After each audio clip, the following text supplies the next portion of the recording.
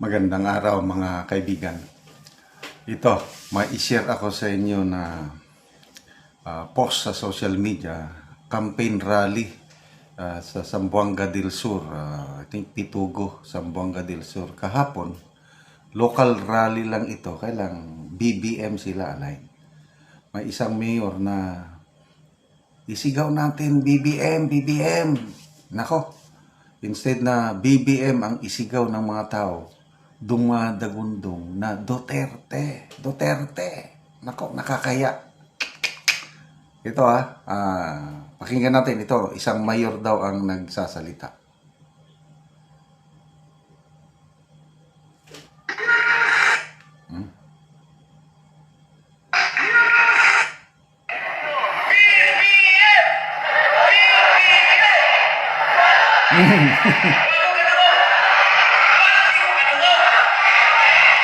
Salamat tayo sa 15 ka kapital.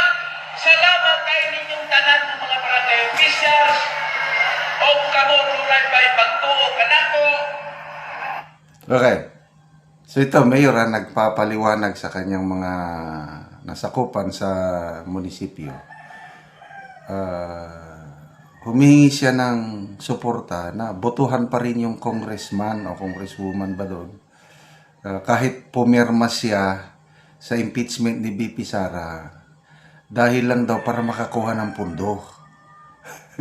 Kaya lang sabi niya, itong congresswoman natin, governor natin, maka Duterte, dakong die hard Duterte sila. Kaya lang, pumirma lang para makakuha tayo ng pundo dahil hindi tayo bibigyan ng pundo kung hindi pumirma. Kaya lang Duterte pa rin tayo. Mga sindikato. Okay. Ang ayaw ninyo pagkaulawi o kung saya o gustong mahitabo karong umabot na eleksyon, suportahin ko ninyo kay di kumaulaw na kining atong umabot na gobernador atong kongresuman o kami tanan. At mo suporta sa ilang programa kung ako na sayo na video dunay na iubos ka ninyo sa diyang na konsulta ko ninyo kay ngano daw na sila ni pirma sa kang BP Sara atong impeachment. O siya kung ipasabot ninyo. Ang ilang una-una na dili sila maoposisyon sa Malacanang kay tuwan tanan ang power, tuwan tanan ang project dito. Musugot pa ta na maoposisyon ng atong gobernador congressman, hindi na ta magtagaan din project. Kung mag-oposisyon po nila ni Governor Congressman, magtagaan ka kanire. Wala mong kabalo na kini si Governor Victorio, si Congresswoman Divinayo, o kini si Victoriayo, o utro po na sila na mga Duterte ko. Mga Duterte yung congressman, governor. Ano po nga kasi ito ng Duterte? Nananili na lang po ng promote, nananili lang Duterte. Ang atong isinggan ka nung muna, wala eh! BBM! BBM! Bakit ko ano? Kaya mo ulo! Unang ulo! Ito may hapon din Matigas. Matigas daw ang ulo ng taga Pitugo, Zamboanga del Sur. Nagpapaliwanag ang mayor na, sige na, pumirma lang sila sa impeachment ni BP Sara para lang makakuha ng pondo kasi hindi tayo bibigyan ng pondo kung hindi pipirma. Kaya, pwede ba? BBM tayo ngayon, BBM. Wala pa rin. Duterte. So, anong ibig sabihin nito? Hindi mo na maluluko ang taong bayan. Yung, lalo na dito sa Mindanao, overwhelming talaga ang suporta ng taga Mindanao ay Duterte. I-relate natin sa survey. Yung Pulse Asia survey for the month of March. 97% ang approval rating ni BP Sara dito. Samantala si BBM only 4%. Si Martin Romualdez only 2%. Ganun po kasulid ang Mindanao para sa Duterte. Kaya ito sa mga rallying ito, hindi nyo maluluko ang tao. Kahit diktahan nyo pang BBM, naku, baka kulatahon pa. Anong nangyari sa nung March 11, nung bago pa dinakip, inaresto si PRRD, may sumigaw lang ng I love BBM sa Cagayan de Oro. Kinulatan ng mga galit na mga tao, ng mga nagmamahal kay ano. Tapos ito ngayon, pwede ba BBM lang muna ang isigaw natin ngayon? Matigas ang ulo. Duterte pa rin. Grabe. Ano pa? Naunang rally sa Zamboanga del Sur pa rin, governor nagsasalita.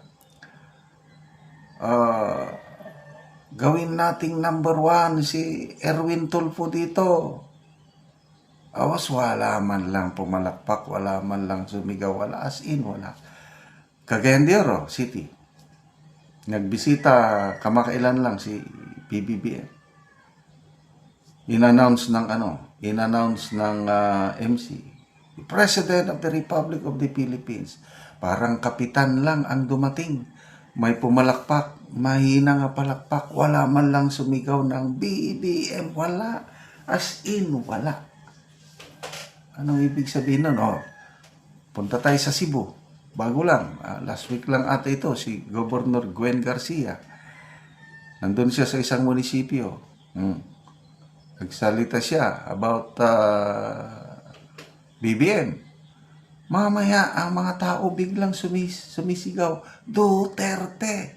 Duterte! Tapos nagpabungol-bungol ang gobernadora. Hindi ko marinig. Mas malakas pa yun noon. Ganun, man. So, Mindanao, Visayas, yan po ang teritoryo ng mga Duterte. Kaya, no wonder, yung libre, yung 20 pesos per kilong bigas.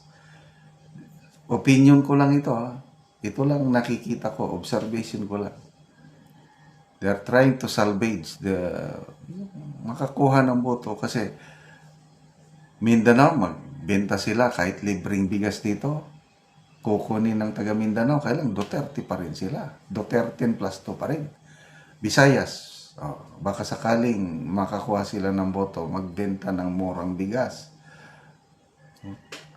Kailang, wala pa rin. Bakit limited din lang yung makano? Bakit hindi na lang nila i-open for all? Limited lang 30 kilos lang ang mabili mo sa isang buwan. Tapos, senior citizen lang, PWD, with disability, solo parents, at saka 4-piece, yun lang. So, lalang magagalit ang taong bayan dyan. So, ulitin natin, nakakatuwa.